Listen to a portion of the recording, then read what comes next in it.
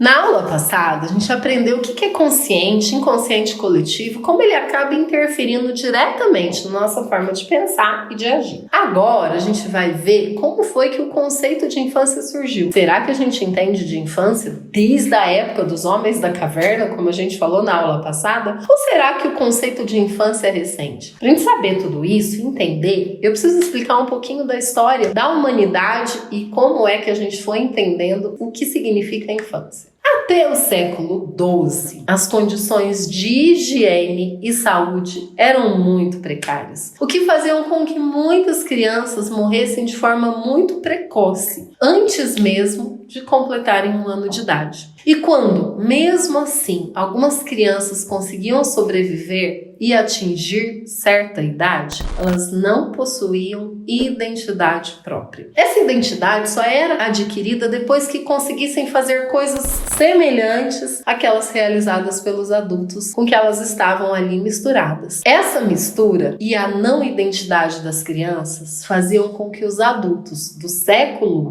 XII não precisassem de nenhuma preparação para lidar com as crianças. Nesse nível de consciente coletivo, as crianças pequenas eram como macaquinhos, paparicadas, fazendo gracinhas e geralmente ficavam aos cuidados das amas de leite e não com as mães. Se essa criança morresse, era comum acontecer que as crianças morressem muito cedo. Alguns adultos ficavam até tristes, mas a regra geral era não fazer muito caso, pois logo outra criança ia chegar na família e ia substituir. A criança estava sempre em uma espécie de anonimato. Vale ressaltar também que o tratamento dado para uma criança do sexo masculino era diferente, completamente diferente do tratamento dado a uma criança do sexo feminino. As meninas eram consideradas como produto de relações sexuais corrompidas pela enfermidade, libertinagem ou a desobediência a uma proibição. Isso é chocante, eu sei, mas ainda está no nosso consciente ou inconsciente coletivo essa diferença de gênero. Mas esse é papo para outro dia. Então, sendo assim, a celebração de um nascimento de uma criança se diferenciava de acordo com o século. Um exemplo disso é a Grã-Bretanha do século XIX. A chegada de uma criança do sexo masculino era saudada com 3 badaladas de um sino grande, mas a chegada de uma criança do sexo feminino era saudado com 2 badaladas de um sino pequeno. Isso não faz muitos anos. O século XIX se separa de nós em apenas 200 anos. Isso é muito recente, embora a gente queira muito esquecer. Por volta do século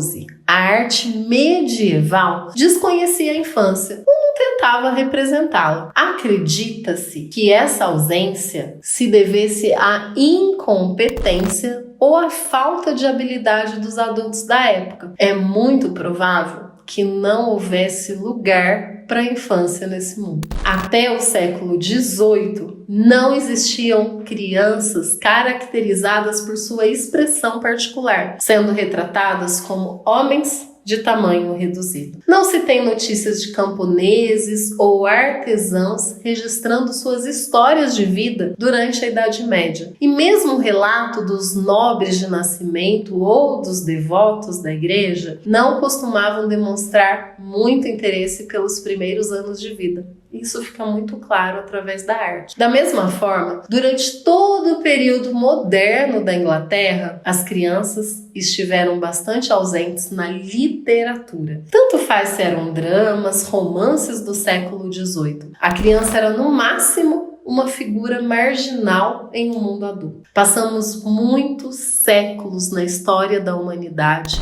negligenciando a infância. Levou muito tempo para a gente, como sociedade, reconhecer que as crianças precisavam de um tratamento especial, diferenciado. Só no Renascimento, onde tem a privatização do espaço doméstico, onde houve a diferenciação do que é público e do que é privado, a família então se estabelece como um grupo e a criança passa a ser vista como centro do grupo familiar. Só então a infância começa a ser considerada como uma preparação para o futuro. Um amor conquistado diz que no século XVII ainda se considerava que a criança era um estorvo para os pais. Isso mesmo que eu disse. Um estorvo. Na filosofia, inclusive, de Santo Agostinho, a gente começa a ver a posição deles, que dizia que a infância não tinha nenhum valor e representava um indício da corrupção dos adultos. Se dizia que a infância era uma época em que predominava a maldade da criança, antes de qualquer adestramento educativo e moral, segundo Santo Agostinho. E como naquela época toda educação e instrução era comandada pela igreja, essa ideia foi plenamente aceita pelo consciente coletivo. Isso nos leva a um outro nível de educação.